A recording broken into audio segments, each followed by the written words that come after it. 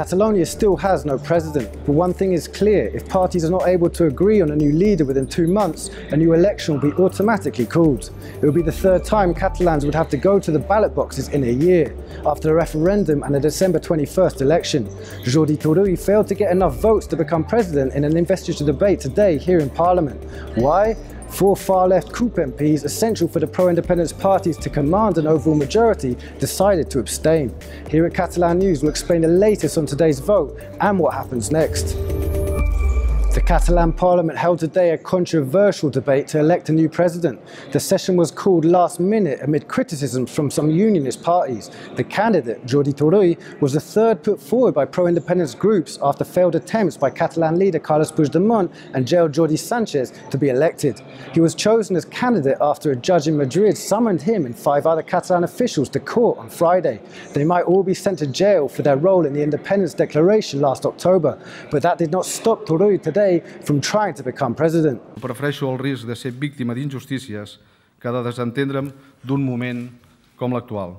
The presidential candidate from the lectern made an appeal to dialogue to the Spanish government. Per nosaltres, i ho diem i ho repetim, diàleg, diàleg, diàleg. Diàleg a dins i diàleg a fora. Diàleg no vol dir feblesa. Diàleg no vol dir renúncia. Per part de ningú. Diàleg, negociació i acord és la millor manera per poder avançar. Despite having the support of the 2 main pro-independence groups, Turull still did not have the majority needed to be elected in the first round. With 64 votes in favour, he was 4 short of the 68 needed. The far-left CUP could have supported him, but they said his speech was too regionalist and was not committed enough to the idea of an independent Catalan republic. All the other parties voted against him, some because they considered him too pro-independence. We can speak now to our correspondent Rachel Bathgate, who has been following the debate today here in the Catalan Parliament. Rachel, what can we learn from today's events? Hi Alex. So while today's plenary session may not have seen the swearing in of a new president of Catalonia, it is very important for another reason. An official deadline has officially kicked off today. Now, this is a deadline that had been talked about a lot the last time a plenary session had been called, but one that officially didn't kick off because the last Parliament plenary session was not ultimately held. But this time it did start. So what the deadline states is that if in 2 months a new Catalan president has not been chosen, then there will be an automatic round of snap elections called for mid-July. This has certainly been a very unusual plenary session, and we were able to speak to some of the parties and hear what some of the parties had to say about this atypical day. Los que han roto puentes con el resto de España no pueden apelar a la unión y a la concordia con el resto de España. Usted no és creïble. Si avui un candidat d'aquesta majoria en construcció, diguem-li així, independentista, ve amb un programa que resulta que no parla de la independència, no parla de la república, parla molt de l'1 d'octubre, però no del mandat democràtic de l'1 d'octubre. No hi ha estratègia més enllà d'una èpica que s'ha demostrat reiteradament estèril. No hi ha més tàctica. Tots, però no ens demanin unitat per la unitat en abstracte, tancada dins el recinte parlamentari i sobre el paper. Ja hem fet prou fulls de ruta sobre el paper. Ja hem patit prou demores en favor de les estructures d'estat que només existien sobre el paper. El Estado de Derecho, las instituciones democráticas de este país han ganado, el respeto a la pluralidad y a la democracia ha vencido. Avui aquest ple és una victòria en si mateix. La victòria de l'1 d'octubre i el 21 d'octubre, tant si Turull és investit com si finalment no ho fos avui. I el que plantegem cohesiona els més de 2 milions de vots que els grups sobiranistes vam aconseguir el 21 de desembre i ho fem per tot el país. It's been an intense day in Catalan politics again. This morning, it was still not clear whether Jordi Turull would be elected or not. His party, Junts per Catalunya, and the left-wing Esquerra hoped to get the support of the anti-capitalist CUP to swear him in. After more than 4 months since the Spanish government took over the Catalan administration, there is a strong demand to retake self-government. But the Spanish government already warned that they will carry on governing if the new executive is not elected according to the law. El gobierno de la nación lo ha hecho, ha cumplido con su obligación. Y no tengan ninguna duda que lo va a seguir haciendo mientras sea necesario. Mientras en Cataluña no haya un gobierno que respete la Constitución y te defienda el Estatuto, el gobierno de España estará allí. The Spanish government was not happy with Turull as candidate, as he is facing criminal charges for his role in the independence referendum. But in fact, the Junts per Catalunya candidate for the presidency was not elected today due to the differences amongst the pro-independence bloc. Despite the political anticlimax leaving the future presidency of Catalonia hanging in the balance once again, the day has not been lacking in action. Today turned out to be a pretty busy day in Parliament. With the debate called at very short notice for 5 p.m, the chamber was like a beehive in the morning. The unionist parties made some efforts to prevent the session from taking place, with Ciutadans requesting it be called off, and the People's Party describing the session as an outrage for democracy. But the unionist parties weren't the only busy ones this morning. The Parliament hosted talks here and there, and some of them were especially relevant. Jordi Turull did not have all the support he needed guaranteed when the day started. His candidacy, Junts per Catalunya, and the other main pro-independence party, Esquerra, negotiated until the last minute with the minor far-left CUP party. Its votes are essential for Turull's presidential bid to succeed. Junts per Catalunya and Esquerra made an 11th-hour appeal to persuade CUP, promising a vote of confidence on the president within 2 months in which they could oust Turull. CUP's final response came just minutes before 5 p.m.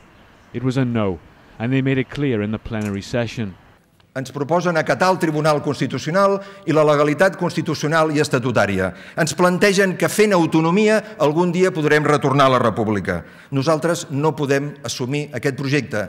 With CUP's refusal, the debate to swear in a president ended with Jordi Turull not having enough support to take office. A second vote should be held in 2 days' time, although it might not be possible if Turull is sent to pre-trial prison after tomorrow's court hearing in Madrid. In any case, today's session means that a 2-month countdown to appoint a president now begins. If no one is elected, a snap election will be called for mid-July. But who is Jordi Turull, and why did he try today to be elected as Catalan president? This MP is a long-experienced politician who was spokesman and cabinet minister in the Carles Puigdemont government.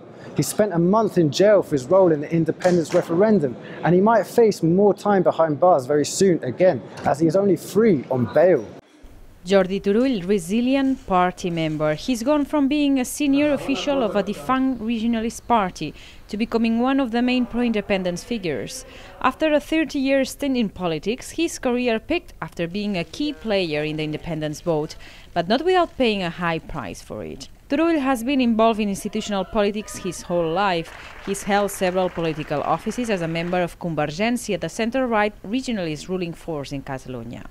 Then he won a seat in the Catalan parliament. Turull became his party spokesperson and then chairman of his parliamentary group. In the run-up to the October 1st referendum, Carles Puigdemont appointed him spokesperson for the Catalan government and presidency minister. Following the declaration of independence, the Spanish government dismissed all members of the Catalan government, including Turull. Some days later, he was sent to prison along with other Catalan ministers. He spent 32 days behind bars, then he was freed after making bail, paying 100,000 euros. While some key pro-independence officials gave up politics following Spain's legal action against them, Turull is still standing. Aquest és el seu concepte de la democràcia. El que no pensa com nosaltres és capçat, exiliat o a la presó. Això és el que pensen amb nosaltres, però no en tenen ni idea del poble de Catalunya, perquè alguns ens hauran empresonat, n'hi haurà que seguiran a la presó, però el que mai podran escapçar és la voluntat del poble de Catalunya.